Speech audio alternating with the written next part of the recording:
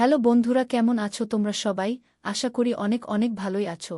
আর তোমাদের ভালোবাসায় আমিও অনেক ভালো আছি, কারণ তোমরা আমাকে যে পরিমাণে ভালোবাসা দিয়েছ এবং সাপোর্ট দিয়েছ তা আমি কোনোদিন ভুলতে পারবো না। তাই তোমাদেরকে মজা দেওয়ার জন্য আবারও একটি নতুন গল্প নিয়ে হাজির হলাম। গল্পটি শোনার মতো, আশা করি তোমাদের দাঁড়িয়ে যাবে এবং তোমরা হাতের কাজ করতে সবাই হেডফোন নিয়ে বসে যাও। যদি আমার গল্প শুনে মজা পাও তাহলে অবশ্যই আমার চ্যানেলটি সাবস্ক্রাইব করবে। তো চলো বন্ধুরা, আমরা কথা না বাড়িয়ে আসল গল্পে চলে যাই। সেই রাত আমি সারা জীবন ভুলব না। অনেক বৃষ্টি হচ্ছিল। বাড়ির সবাই বিয়েতে গিয়েছিল। বাড়িতে শুধু আমি আর শালিকা একা ছিলাম। আমরাও বিয়েতে যেতে চেয়েছিলাম, কিন্তু বাবা বললেন, অজয়, তুমি শুধু ঘরেই থাকো, কারণ তুমিও যদি চলে যাও তাহলে বাসা কে দেখবে, সেজন্য তুমি এখানে থাকো। আমি বললাম, ঠিক আছে বাবা, তুমি যেভাবে বলবে তাই করো। যখন সে আমাকে থাকতে দেখল, তখন ফুফু এখানে অজয়ের সাথে বাড়িতে থাকবে। অজয় একা বিয়ের সব কিছু সামলাবে কি করে? যাও, আর 2-3 দিন পর আরামে আসো। আমি বললাম, না শাশুড়ি, আমি একাই সব সামলাব, তুমিও সাথে যাও। তখন বাবা বলল, শিলা ঠিক বলেছে, ওকে এখানে অজয়ের কাছে থাকতে দাও, ঠিক হয়ে যাবে, চলো যাই। তারপর সবাই আমরা চাচার জায়গায় গেলাম। আমি বললাম, ভাবি, তুমি ওখানে থাকো কেন? যাই হোক, ঘর দেখাশোনা করার জন্য আমি সেখানে থেকে গিয়েছিলাম। ভাবি বলল, অজয়, তোমার কি মনে আছে সেদিনের কথা, যেদিন আমরা প্রথমবার এটা করেছিলাম? আমি বললাম, হ্যাঁ ভাবি, সেই দিনের কথা আমি কি করে ভুলব। মাঝে মাঝে তাই ভাবি, ইচ্ছে করে দিনটা আবার আসুক, মজা হবে, সেই দিনটাকে অনেক মিস করি। তখন শালিকা বলল, তুমি পাগল, এখনও বুঝোনি, তাই বিয়েতে যাইনি। ভাবলাম আজ যখন বাড়ির সব মানুষ বাইরে যাবে, আপনি যদি সেখানে থাকেন, তাহলে সেই দিনের দিনটি আর একবার কেন হলো না? আমি বললাম, বাহ ভাবি, কি মগজ তোমার, আমিও ভাবিনি। ভাবি বলল, আগে তুমি বাজারে গিয়ে 2টো কোল্ড ড্রিঙ্ক নিয়ে এসো। তারপর আমি বাজারে গেলাম, আর ভাবি জিনিস তুমি বললে সে সব নিয়ে এসেছে। আর কিছুক্ষণ আমরা দুইজনে বারান্দায় গেলাম। আমার ঠিক পাশেই শুয়েছিল জামাই। শাশুড়ি বলল, ঠিক আছে অজয়, একটা কথা বল। আমি বললাম, তোমার কোনো গার্লফ্রেন্ড আছে?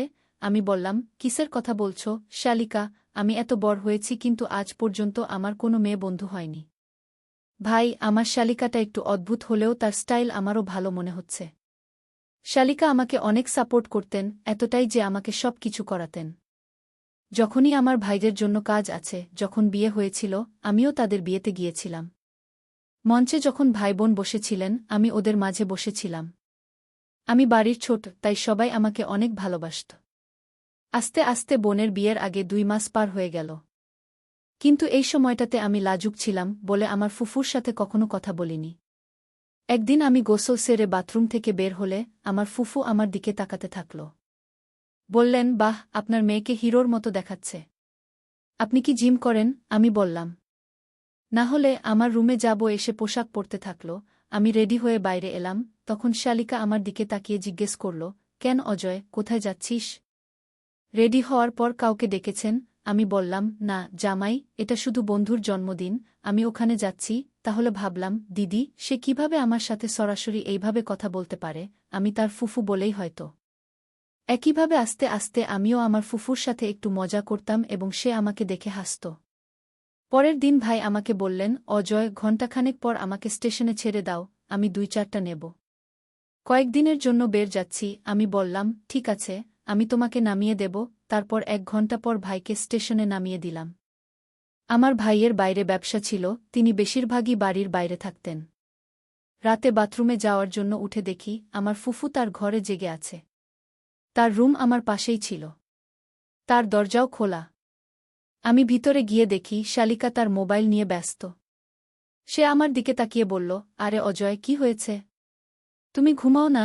আমি বললাম, না শাশুড়ি, আমি বাথরুমে যাচ্ছিলাম, তাই দেখলাম আপনার ঘরের লাইট অন আছে এবং দরজাও অন আছে। যখন খোলা ছিল, আমি শুধু দেখতে এসেছি। তখন শালিকা বলল, অজয়, আজকে কেন ঘুম আসছে না জানি না, এই জন্যই আমি কিছুক্ষণ আমার মোবাইল ব্যবহার করছি। আমি বললাম, কি দেখছিস দিদি? আমি বললাম, কিছু না, আমি শুধু ভিডিও ক্লিপ দেখছিলাম। কিছুক্ষণ বসে রইলাম। ফুফুর সাথে কথা বলা শুরু করল। তারপর জামাই আমাকে জিজ্ঞেস করল, আমি কি তোমাকে একটা কথা জিজ্ঞেস করতে পারি? বল। আমি হ্যাঁ বললাম, আর বললাম, তুমি কি কখনো এমন করেছ? আমি বললাম, শালিকা, আমার কোনো গার্লফ্রেন্ড নেই, তাহলে আমি কিভাবে করব? শালিকা বলল, কেন, তোমাকে দেখতে অনেক ভালো দেখাচ্ছে। হ্যাঁ, এবং আপনার শরীরও ঠিক আছে। আমি বললাম, দিদি, সত্যি কথা বলতে খুব মেয়েদের সাথে কথা বলতে লজ্জা পাই, তাই আজ পর্যন্ত আমার কোনো গার্লফ্রেন্ড হয়নি। শালিকা বলল, মিথ্যে বলছ কেন? আমার সাথে কথা বলতে লজ্জা করছে। আমি বললাম, তোমার সাথে কথা বলি, আমি এটা করতে পারি না, কিন্তু আমি যদি কোনো মেয়ের সাথে কথা বলি, অনেক লজ্জা পাই। শালিকা বলল, তুমি এক কাজ করো।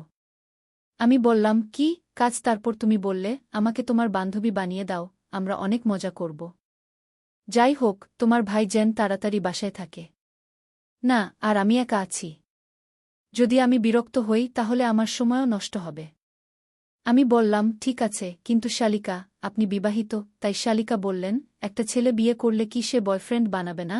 আমি বললাম, না, এমন হয় না। তবে দিদি বললেন, কিন্তু কিছু না, আজ থেকে আমি তোমার জেফ আর তুমি আমার বিএফ। আমি বললাম, ভাই, এইটা জানতে পারলে কি হবে? শালিকা বলল, ওকে কে বলবে? এই জিনিসটা শুধু তোমার আর আমার মধ্যেই থেকে যাবে। তখন আমি ভাবলাম, যখন তখন ফুফুর কোনো চিন্তা নেই, তাই আমি কেন প্রত্যাখ্যান করব? তারপরও হ্যাঁ বলল। আমি বললাম, দিদি, ঠিক আছে, এখন আমরা জিয়ে এবং বিয়ে হয়ে গেছি, আমরাও সব করতে পারি। শালিকা বলল, খুব ভালো, তুমি স্মার্ট হয়ে যাচ্ছ। আমি বললাম, এটা শুধু আমরা। শালিকা চোখ দিয়ে বলল, কিন্তু এখন ঠিকঠাক উচ্চতা পাবে কোথায়? আমি বললাম, ভাবি, তুমি কি আমাকে এখন চিনতে পারো? তখন সে বলল, ভাবি, ঠিক আছে, আমাদের বন্ধু যখন ভালো থাকবে তখন আমরাও তার কথা ভাবব। আমি বললাম, ঠিক আছে ভাবি, এখন আমি সকালে ঘুমাতে যাচ্ছি। দেরি করে ঘুম থেকে উঠলাম, বাইরে এসে দেখি ফুফু গোসল করে কোথাও যাওয়ার প্রস্তুতি নিচ্ছে। আমি বললাম, কি হয়েছে দিদি, কোথায় যাচ্ছ? সে বলল, অজয়, তুমি ঠিক সময়ে ঘুম থেকে উঠলে, তাড়াতাড়ি চা খাও এবং পোশাক পরে নাও। আমি বললাম, কিন্তু কি হলো? শালিকা বলল, আমার মার অনেক শরীর খারাপ, আমাকে বাইকে নিয়ে যাও। আমি বললাম, ঠিক আছে, তারপর তাড়াতাড়ি ড্রেস পরে জামাইকে বসিয়ে ওর গাড়িতে চলে গেল। পথে ফুফুর মোবাইলে কল পেলাম, সে কথা বলে বলল, অজয়, দাঁড়াও। আমি বললাম, কি হয়েছে দিদি? আর ওকে, এই জায়গাটা কত সুন্দর দেখাচ্ছে। আমি বললাম, কিন্তু তোর মা? ও বলল, ওরে, তুই পাগল, আমি একটা বাহানা করেছিলাম যে আমার মায়ের কিছু হয়নি। আমি বললাম, কি দিদি শ্বশুর, এটা কি রকম ঠাট্টা? শালিকা বলল, আমি অনেক দিন বাইরে দেখিনি, তাই ভাবলাম কেন আজ বাইরে যাবার প্ল্যান করি না। তারপর আমিও ঠিক করলাম আমার বোনের সাথে বাইরে যাব। শ্বশুর এবং তারপর আমরা দুইজন ফিরে এলাম সন্ধ্যায় বাড়িতে। মা বোনকে জিজ্ঞেস করল, তোমার কি হয়েছে? মা, ঠিক আছে তো। ভাবি বলল, হ্যাঁ, আমি ভাবি অজুহাত বানাতে বেশ পারদর্শী। তখন ভাবি আমাকে বলল, অজয়, আমার সাথে রুমে আয়, আমার কিছু কাজ আছে। তারপর আমি তাকে নিয়ে ভাবির রুমে গেলাম। আমি বললাম, ভাবি, তুমি অনেক স্মার্ট, তুমি কাউকে বোকা বানাও। ফুফু বলল, টেনশন নিও না, তুমিও আমার সাথে থেকে শার্প হয়ে যাবে। শালিকা আমার সাথে সব রকমের কথা বলতেন, আমার যত্ন নিতেন এবং অনেক ঠাট্টাও করতেন। তখন বিকেলের সময় বাজার থেকে কিছু জিনিস কিনছিলাম। ওটা নিতে গিয়েছিলাম আর যখন আমি ফিরে আসি, তখন ফুফু আমাকে ডেকেছিল এবং সে অনেক খুশি দেখাচ্ছিল।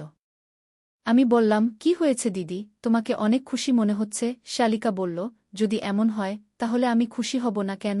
আমি জিজ্ঞেস করলাম, কি ব্যাপার? তখন সে বলল, তোমার ভাইয়ের ফোন এসেছে। তিনি সেখানে একটি ফ্ল্যাট কিনেছেন এবং এখন তিনি আমাকে তার জায়গায় ডাকছেন। আসলে তিনি আমাকে এই সন্ধ্যার টিকিটও এনে দিয়েছেন, তাই আপনাকে আজ সন্ধ্যায় আমাকে স্টেশনে নামিয়ে দিতে হবে। আমি বললাম, ভাবি, তুমি গেলে এখানে একাই থাকবে? ভাবি বলল, আরে চিন্তা করিস না, আমি ওখানে যাই। শুনে অনেক খুশি হলাম যে তোকে ওখানে ডাকব কোনো এক অজুহাতে। তারপর কিছুক্ষণ পর শালিকে স্টেশনে রেখে গেলাম। যাওয়ার সময় আমি ফুফুর নাম্বার নিয়েছিলাম যাতে আমরা কথা বলতে পারি। বন্ধুরা, আজকের ভিডিওটা এখানেই শেষ করলাম। অনেক কষ্ট করে ভিডিওটি আপনাদের জন্য বানিয়েছি। যদি ভিডিওটি আপনাদের ভালো লেগে থাকে তাহলে একটা লাইক করবেন এবং চ্যানেলটি অবশ্যই সাবস্ক্রাইব করবেন। এই আশা ব্যক্ত রেখে আপনাদের কাছ থেকে বিদায় নিচ্ছি আমি। দেখা হবে আগামীকালের নতুন কোনো ভিডিওতে। সে পর্যন্ত সবাই ভালো থাকুন, সুস্থ থাকুন। ধন্যবাদ।